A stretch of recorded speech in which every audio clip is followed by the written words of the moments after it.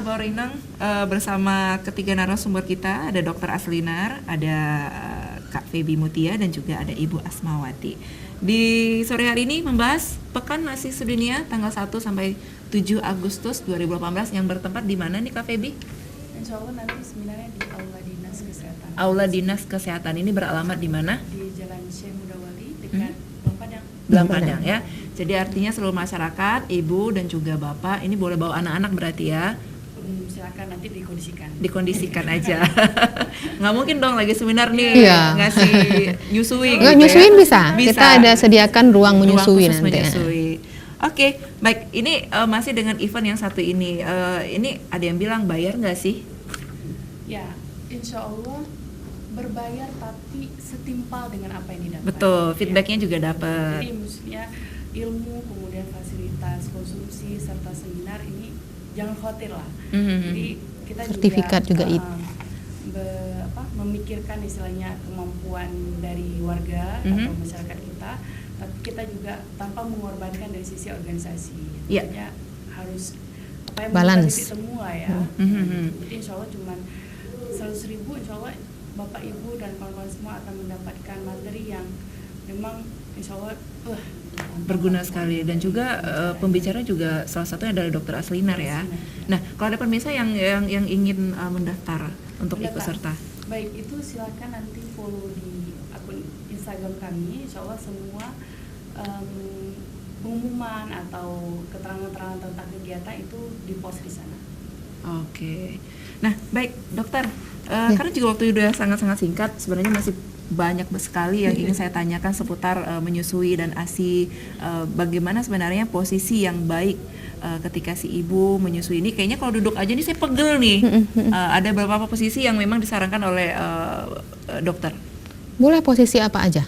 Yang penting bayinya bisa melekat dengan baik. Jadi nanti yang menentukan dia berhasil tidaknya dia mendapatkan ASI itu adalah dari posisi, kemudian perlekatan si bayinya. Posisi bila sambil duduk, boleh sambil baring, boleh sambil miring segala macam, pokoknya senyaman ibu mungkin, karena menyusui itu istilahnya dua pihak, antara ibu dengan bayi. Jadi bukan hanya nyamannya bayi, nyamannya ibu juga. Gitu. Jadi masalah posisi terserah ibu. Nah, setiap anak yang diberikan ASI ini berapa jam sekali nih, Dok? Di 6 bulan pertama sebaiknya setiap 2 sampai 3 jam. Ya, setiap 2 jam sekali. Betul. Dalam sebelah payudara ini menghasilkan ASI berapa mililiter atau bagaimana? Kalau mililiter kita kalau lagi isapan langsung kan kita tidak bisa. Kita tidak bisa tahu ya. Jadi sebaiknya ibu menyusui itu sekitar satu payudara itu 15 sampai 30 menit. Jadi ada yang namanya formil, ASI yang awal pertama keluar, ada hindmil, ASI akhir. Jadi ASI awal itu agak encer tapi itu tetap diberikan karena itu isinya ada protein di situ. Itu paling terbaik malah ya. Untuk pertumbuhan sama baiknya. Betul. Dan nanti yang di 15 menit kedua dia akan keluar namanya yang ASI agak kental. Nah, jadi ASI akhir dan itu isinya lemak, bisa untuk kalorinya untuk naik berat badannya seperti itu. Satu lagi, ini masih juga masyarakat nih, berbicara masyarakat di mana ketika anak kita baru 3 hari, ini kebiasaan nih orang tua zaman dulu, nenek-nenek nih katanya kasih pisang katanya, nangis suami pisang. Sebenarnya disarankan nggak sih sama dokter? Enggak boleh, haram. Nggak boleh, ya? Hukumnya haram itu. Kenapa? Karena di 0 sampai 6 bulan itu cuma boleh ASI saja atau disebut ASI eksklusif tanpa pemberian makanan minuman lain. Kenapa? Karena ASI itu bisa memenuhi 100% kebutuhan bayi 0 sampai 6 bulan. Dan usus bayi itu baru bisa menerima makanan padat itu di usia 6 bulan. Jadi jangan coba-coba kita pakai makanan padat di usia kurang dari 6 bulan. Banyak sekali masalah. Banyak kasus yang menyebabkan bayinya meninggal. Iya, bisa. Tersedak bisa, kemudian ada juga namanya usus dempet, invaginasi, banyak sekali. Nah, bagi Anda yang baru memiliki pengalaman baru di dunia menyusui ya, menjadi ibu yang baru juga ini harus sering-sering konsultasi dengan dokter spesialis anak ya untuk mendapatkan informasi seputar menyusui, bagaimana kemudian tahapannya ya dok ya. Jangan terlalu mendengar apa kata orang ya. Kata orang zaman dulu katanya mamanya dikasih pisang gitu. Jadi begitu nangis sak pisang gitu ya. Jadi nggak mesti ke dokter spesialis anak sih. Sekarang banyak konselor menyusui. Nanti yang mengerti tentang ASI, bidan juga ada gitu kan. Di Aceh Peduli ASI juga kita banyak konselor menyusui dan kita sudah buka kelas rutin. Jadi ada namanya kelas mini edukasi menyusui yang rutin kita laksanakan setiap 2 minggu sekali. Dan topik-topiknya kita ganti setiap ada 6 topik topik yang kita bergantian terus, dan yang ngisi materi juga bergantian konselor-konselor kita. Baik, Bu Wati, harapannya seperti apa di PKBI Aceh? Ya, harapannya sih maksudnya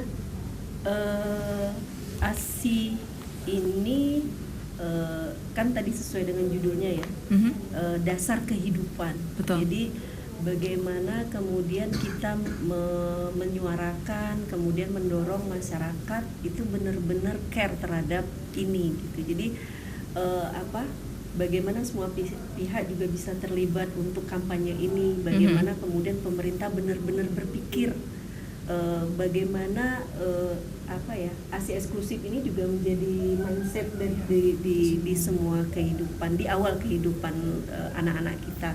Karena kenapa? Kalau kita ngomongin masalah angka cakupan, ini ASI eksklusif masih tergolong rendah untuk Aceh. Jadi PR-nya juga masih lumayan tinggi buat kita di Aceh. Nah, jadi ini yang mungkin perlu kita suarakan terus. Karena ini juga kalau kemudian cakupan ini meningkat, itu secara tidak langsung kita juga bisa mencapai target nasional dan target dunia kaitannya dengan MDGs. Jadi goal pembangunan yang berkelanjutan ya, tujuan pembangunan yang berkelanjutan ini kan salah satunya bagaimana meningkatkan kualitas hidup anak. Ya, nah betul. Itu dengan ASI itu juga menjadi bagian dari itu. Jadi jangan berpikir ini isu internasional kemudian dianggap sebagai sesuatu yang kita nafikan. Ya, tapi betul. Tadi Dr. Aslina dengan gamblang juga sudah menjelaskan, di agama pun sudah dijelaskan ya bagaimana pentingnya ASI, sampai kemudian ada anjuran untuk 2 tahun dan lain-lain. Jadi kita bisa menafikan bahwa itu menjadi isu dunia, tapi kita tidak boleh menafikan bahwa itu menjadi bagian tanggung jawab kita sebagai manusia, sebagai umat manusia, sebagai warga negara, dan sebagai muslim. Betul, dalam betul hal sekali. ini kaitannya dengan tanggung jawab kita untuk memberikan yang terbaik bagi anak kita. Oke. Nah, juga ada pemirsa yang siapa tahu juga nih ada yang pengen konsultasi dengan Dokter Aslinar. Ini bisa datang langsung ke tempat prakteknya ya, Dok ya. Di mana nih, Dok? Promosiin dong gitu ya. Silakan, Dok. Enggak. Di follow aja IG-nya bisa. Ntar tahu sendiri. Gitu ya. Nanti bikin janji gitu sama dokter untuk bertemu untuk konsultasi seputar anak ya, Dok ya. Ya, Kak Feby, mudah-mudahan apa yang menjadi harapannya di event Pekan ASI Sedunia ini sukses terus ya, bisa berjalan dengan lancar, berhasil, dan mudah-mudahan juga mengkampanyekan menyusui ya. ASI juga luar biasa dampaknya terhadap masyarakat ya. Baik, dan baik pemirsa, itulah hasil bincang-bincang kita ya dengan narasumber kita. Sebenarnya ini waktunya udah pengennya nambah 1 jam lagi ya. Oke, terima kasih banyak. Mudah-mudahan apa yang disampaikan oleh ketiga narasumber kita di sore kali ini bermanfaat untuk kita semuanya. Jangan lupa datang ya tanggal 1 sampai tanggal 7 Agustus 2018 di Aula Kesehatan. Tanggal 11. Tanggal 11. Seminarnya tanggal 11. Seminarnya tanggal 11 ya. Baik, pokoknya follow aja IG ya di Aceh Peduli. Aceh Peduli ASI ataupun apa ya. Dan saya Agustiada pamit. Assalamualaikum warahmatullahi wabarakatuh. Waalaikumsalam warahmatullahi wabarakatuh.